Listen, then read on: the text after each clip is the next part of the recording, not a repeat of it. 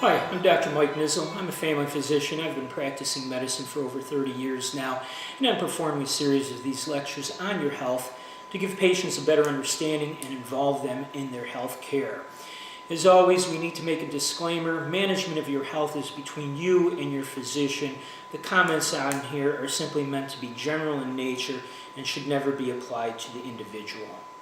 On today's lecture, we're going to discuss ADD, Attention Deficit Disorder, or ADHD, Attention Deficit with Hyperactivity Disorder.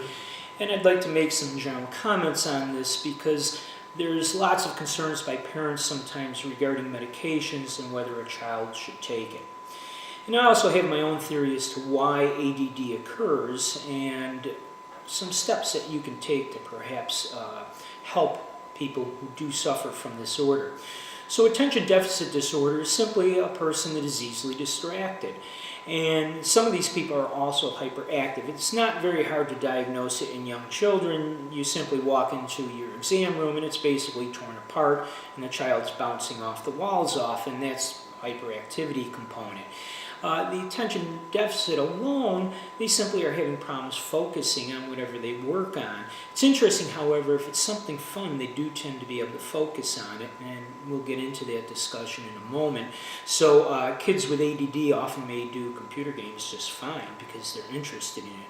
However, unfortunately, no matter what you do in life, you're going to have periods that aren't very interesting, and you have to get through it to achieve something. So it's important that they learn this. So ADD is mainly male behavior. It does occur in females, but to a much lesser degree. And so my theory is why this happened primarily in males is because of an advantage with this type of behavior. And I think this is true of most of our variations in behavior that we see. If you go back 500, 1,000, 5,000 years ago, and you're a young male walking down a trail, and you're easily distracted by everything that moves and every sound that comes up, and you're constantly looking one way or another, up and down and behind because of various noises and various movements, you're much more likely to survive in that scenario. You're much more likely to see the enemy that's going to hop on you or the saber-toothed tiger that's going to jump on you. So this is my theory as to why this is primarily male behavior. It's a hunter behavior, it's a survival behavior, and it has remained with us. I think this is true of other behaviors too, if we can just sidetrack. For example, OCD.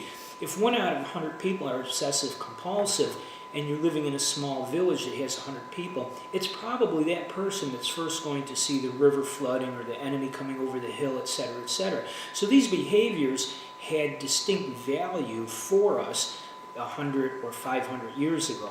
The problem is the way society has changed, it's hard to incorporate these behaviors now into our daily setting. When a child goes to school, you can't be distracted. You literally have to sit there for 6 hours and listen to somebody lecture.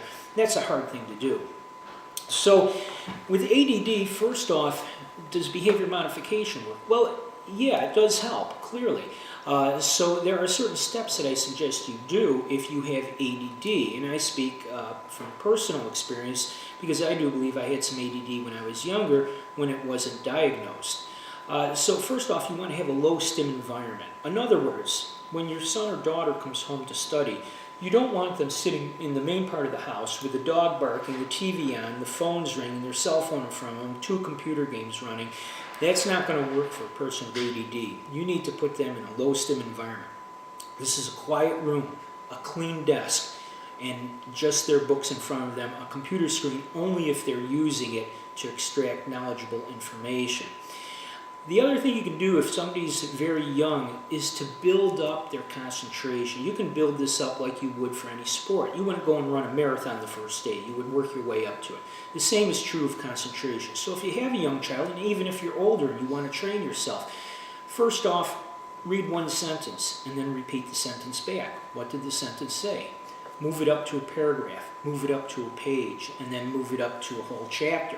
This is something a parent can do with their child fairly simply.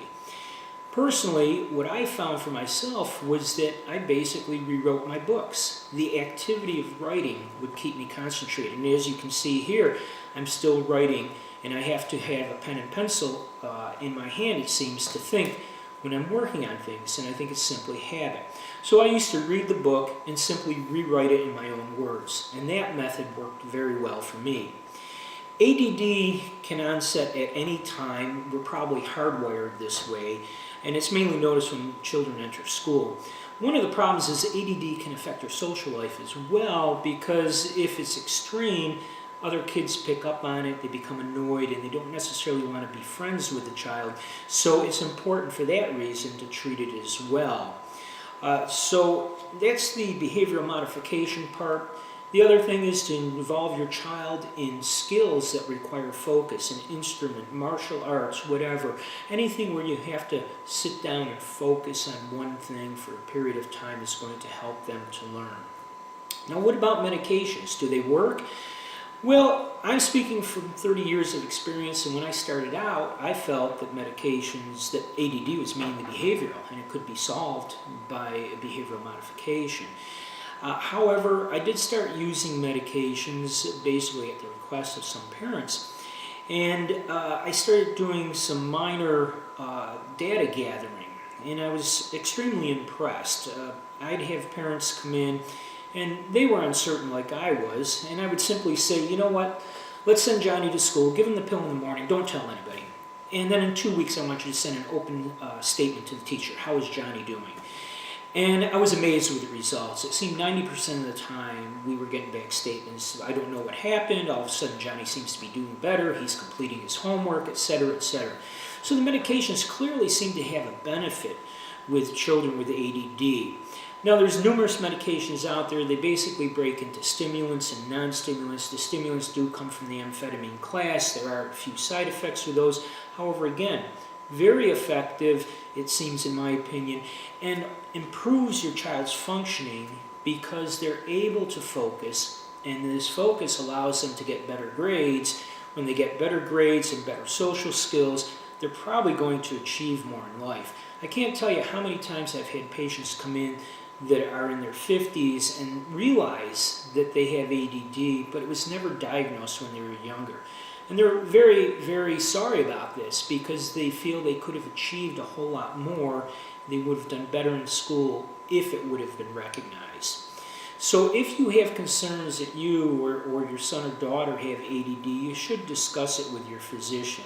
And again, those signs of ADD are mainly this inability to focus. So with children, what you're going to notice is they're losing what I call easy points. They're not finishing their homework. They're not turning in their homework. When the teacher assigns a task in class, they're the last one to finish it or they can't complete it.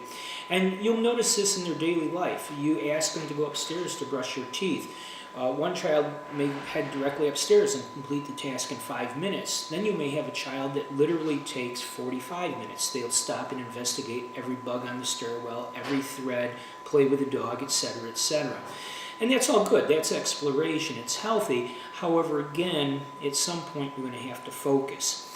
And that's one of the issues I explain to young people when they wonder why they need to focus. Well, it doesn't matter what you're going to do in life. You're going to have to go through periods of boredom. If you can't get through the boredom, you're never going to achieve that goal at the end. The analogy I use, if you want to see the beautiful view on the mountain, you're going to have to go through the walk up it.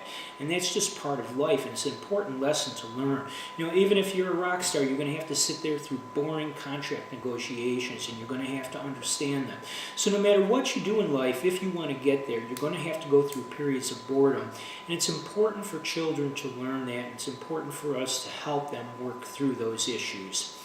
So if you think you have ADD or your son or daughter, make certain you talk to your physician. Treatment is available and it often works fairly well. As always, lead a healthy life. Don't smoke, drink in moderation, exercise daily, have a low-fat diet, and God bless.